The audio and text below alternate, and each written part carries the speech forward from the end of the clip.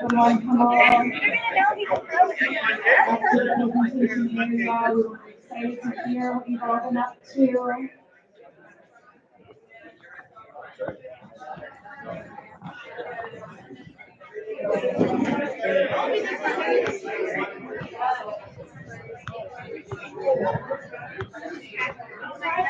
Everyone, please take their seats.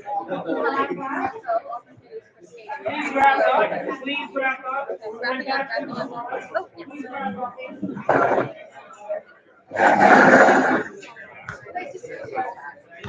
Of course.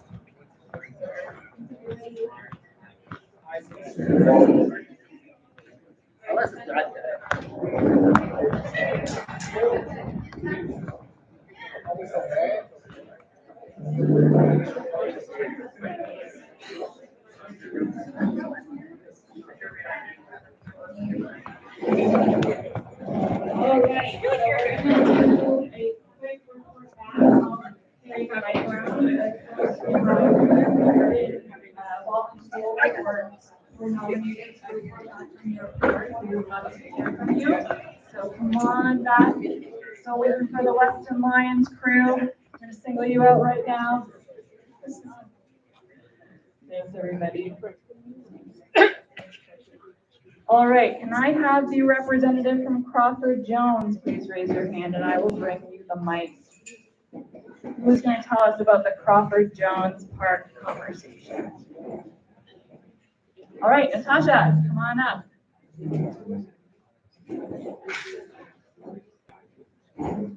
Hey.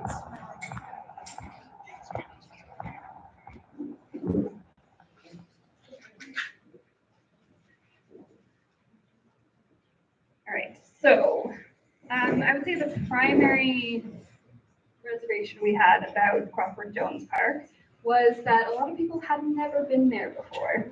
They didn't necessarily know that it was there, and they emphasized that access signage was a huge constraint on the park itself. But that also is an opportunity. A lot of people, could go and discover it once more signage, more access is provided. The park itself is a memorial to two men who saved lots of lives during Hurricane Hazel, and that was pointed out later in the discussion as well. It's very naturalized, so there's lots of opportunity for bird watching, educational signage about flora, fauna, that kind of thing. There was also mention of the bridge that connected to the ramp or the tunnel that goes under the 401. And that bridge, although very beautiful, had a constraint, which is that it's very slippery when wet, which is actually very important for accessibility and safety as well. There was another point made that if connected to the larger network or to the rest of the Weston Loop, this park could provide a connection to the larger cycling network, not just of the Humber Trail, but to the entire city, which was very interesting. There was another thing mentioned, which was that public art, lighting shows, that kind of thing would be really valued to animate the space and bring people in there who wouldn't necessarily go just for the typical park recreation, like cycling or running or even snowshoeing during the winter. So yeah, I think that kind of sums up Crawford Jones, and it seems to be, although not very well known right now, lots of opportunity for getting to know this wonderful place. So yeah. Thank you so much, Natasha and the Crawford Jones crew. All right, moving right along to the small but mighty Malaby Park. It's like very much a forgotten place, I think, but it plays such a crucial role in obviously getting people down that slope on that staircase if you so dare to do so. All right, Andrew, let's hear about it. So Malaby, yeah, like Kelly said, it's one of the smaller parks in our network. So I think, like Natasha said with the previous park, a lot of people weren't super aware of it, and most people that did know it treated it more as a corridor rather than a destination. So finding an opportunity to kind of make that somewhere that people want to stay, people want to be. A challenge that was brought up is once the Mid-Humber Gap Trail is built, there may be less of a reason to go up into Malaby Park. So thinking of a way to kind of draw people not only up, but also back down into the ravine. Accessibility was a big topic. There's those big set of metal stairs that a lot of people brought up as very challenging. There's a bike share station nearby, and most people said it would be nearly impossible to take one of those bike share bikes up and down the set of stairs. So thinking about a way to improve accessibility there. Lots of talk about public art to draw people in, engaging the community, creating a narrative that brings you kind of from the top to the bottom. And I think that is pretty much it. Yeah, lots of opportunities. Thanks, Andrew, and the Malaby Park contingent. All right, moving right along, Crookshank. Who is our delegate from the Crookshank Park? All right, thank you, Nicole. Let's hear. Hello. So we had Crookshank Park, and it definitely is one of the longer, more linear parks in the area, and it has lots of opportunity for programming that we felt was overall lacking in this park specifically. One major thing, if there is one thing that I want to touch on, is the opportunity for something that allows people to come into the space and learn more about the space. So whether it be a kind of walking trail discovery walk and collaborating with the early learning groups and other youth groups to kind of develop that, but really building on the indigenous history or the animals and flora and fauna that are located in the area.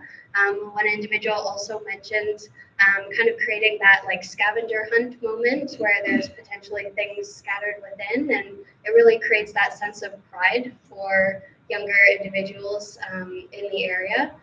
We did feel like there was a pavilion and shade structures missing from this park. So if this is a space that you want to stay and gather, it would be nice to have that opportunity to retreat from the sun in those areas specifically. We also thought of all the parks that this would be a great one to put a skating loop that also has warmer weather programming as well. So kids can come on their skateboards or on their bikes and really get a sense of the space and get to stay and enjoy it and gather. Another area that was identified is an individual loves to come and bird watch in the area. And she felt like if there was signage that even said some of the species, that would be really good and also a learning experience for those who are a little bit younger and again, just kind of build on that educational component that is potentially missing from this park that could also continue on to the other parks. So could be that discovery trail. So another thing was washrooms. This would be a great park to have some washrooms. We do hear that there are potential service connections, so maybe there would be an opportunity to look into that a little bit further, especially with already having the calisthenics gym and the playground. It would be nice to kind of continue that. And the last part that I'll touch on is there's a wooded area a little bit further up. So it would be nice to integrate a lighting component into this section just so that users can use it at all times of day, especially with it getting so dark now. So yeah, that is a summary of Crookshank. Thank you. Thank you, Nicole, and the Crookshank Park crew. All right, Memorial. Little Memorial, Little Avenue. Little Avenue Memorial. Park. Yeah. Yeah, We so- call it Little Avenue, but it is actually Memorial Park. Okay, all right, got it. And we have Sing. All right, Sing, welcome. Speaking for the team, thank you. Hi, so our park, it's the Little Avenue Memorial Park. It's a smaller park. It's a neighborhood park that's really nice for from my group, they love the park. They're saying how, quiet and healing the space is. So at this park, they already have a feature of, there's like a amphitheater where people have like concert opportunities for like shows during like celebration, during like festivals. So we talk about our ideas about like first one is connection.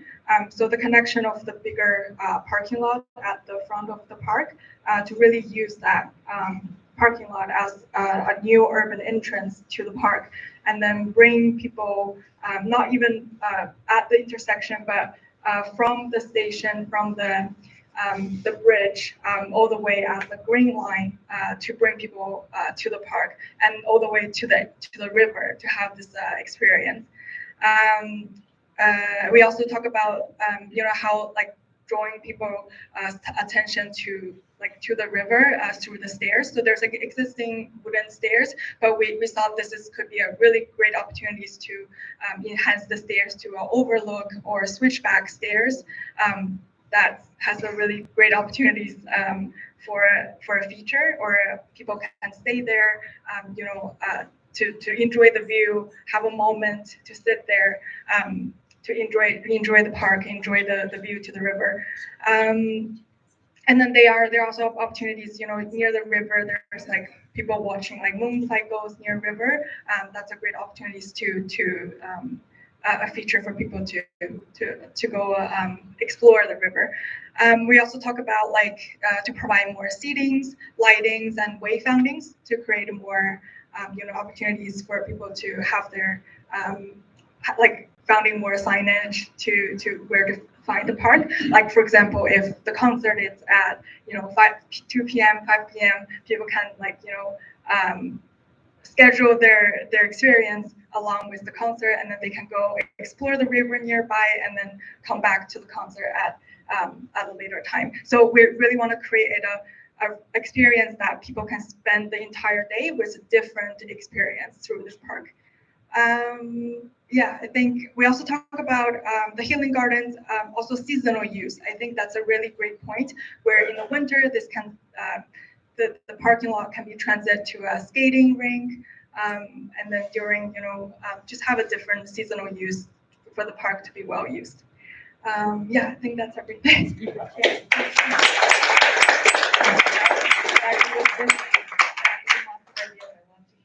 Okay, now from the smallest to the largest, and the winner for the most sticky notes on the table. All right, come on up. What's your name? Stephanie is going to tell us about the Weston Lions group. Thank you. Okay, I'll try not to keep it long. I know our table was there for a while, but one of the things, again, our park is a little different compared to the other ones. There's already a lot of amenities that exist there. So it's basically building upon what's there, making it better for the residents that are all there, because a lot of community members use this.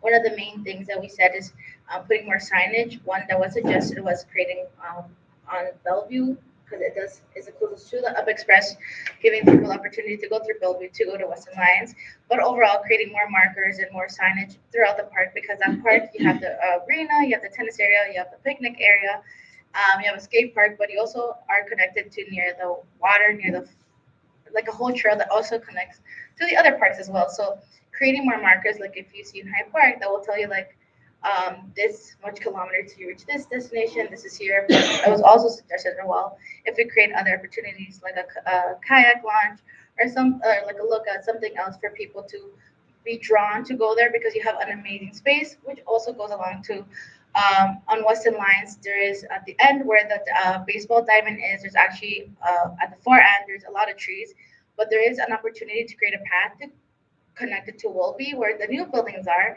So it'd be nice to have those residents that are moving in having a better opportunity to not go around through Weston to try and get to these parks, and kind of keep them more connected, because they're a bit disconnected of where they are. So having a trail or a connection from Weston Lions to Wolby Crescent will also create that opportunity for them, as well. Yes, right there. As well as creating or adding more lighting to the area, because this park is used day and night. Even though it is more used in the spring and the summertime, there is some activity that goes on in the wintertime So as well, we wanted to add washroom facilities because it is used a lot. Again, if the arena is not operational during those times where people gonna relieve themselves. And again, another idea that was come up is also having maybe a dog area because we have new families coming in. They're coming in with pets, and it'll be nice just to have one that's closer to a park that is again used a lot. Another one that was brought up as well was the basketball court is used all the time. It's a beautiful space, but upgrading it as well, maybe giving a new paint job, a new look, just to give the people who are using it another great space for them. I don't know if I'm missing anything else. Team, I think that's it. But we do have a lot of safety, so if you guys want to go out to see it.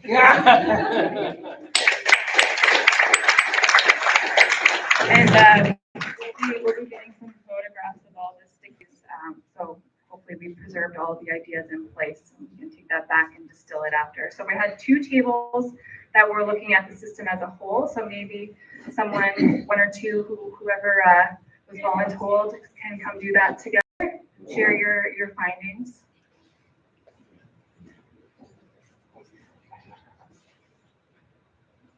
Hey, good evening, everyone. My name is Liban Hassan, and I'm the local school board trustee. So when I met with the group in the back, I think a lot of our advocacy and inputs were focused on the youth and what they would like to see. Although it is kind of hard when they're not here, but just from my experience with the youth, I had a general idea. So we talked about looking at Hyde Park as an example, the outdoor facilities, outdoor pools, the nature centers, the dog parks as well. We thought about summer activities. How can we make it family oriented and youth centric? So we talked about sports. We know the youth love sports, but at the same time, we weren't really sure about the feasibility of creating a new basketball court or a soccer field in that area. Nonetheless, our thoughts weren't limited, and we talked about fishing activities, creating designated fishing zones. We talked about zip lining and rock climbing as possible avenues as well. And then we also thought about the educational component, teaching the youth about environmental stewardship, climate change, the importance of having, green spaces in our community. So I think that educational component will go a long way, along with also understanding Indigenous history and Indigenous rights and Indigenous land. We also thought about most of our ideas were catering to the summer, but what about the winter? And we thought about skating paths along the ravine. We thought about toboggan hills, ice rinks, the possibility of that as well. And last but not least, we talked about accessibility, possibly implementing a footbridge, and as many others mentioned, having access to washroom facilities as well. One thing that we also discussed was having a session just for the youth, where we can bring out several youth and hear their voices, so that way the voices can be amplified and they can feel that their decision was taken into account when this is being done. So that's it in a nutshell, and thank you for having me.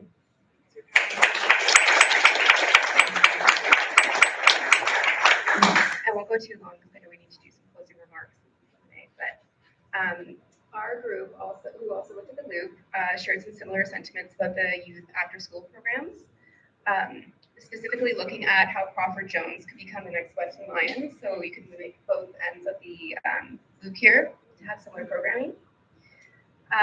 Accessibility was also a topic, talking specifically about providing accessibility with intermittent stops for seniors or other people with disabilities. We also talked a lot about history because I had Sherry from the Western Historical Society at my table. We talked about the stone abutments at Raymore, which should be enhanced, and the wheel brought across the street from Malawi, or from North End Park into Malawi, to kind of enhance that space for public art. We also talked a lot about signage and wayfinding, and specifically about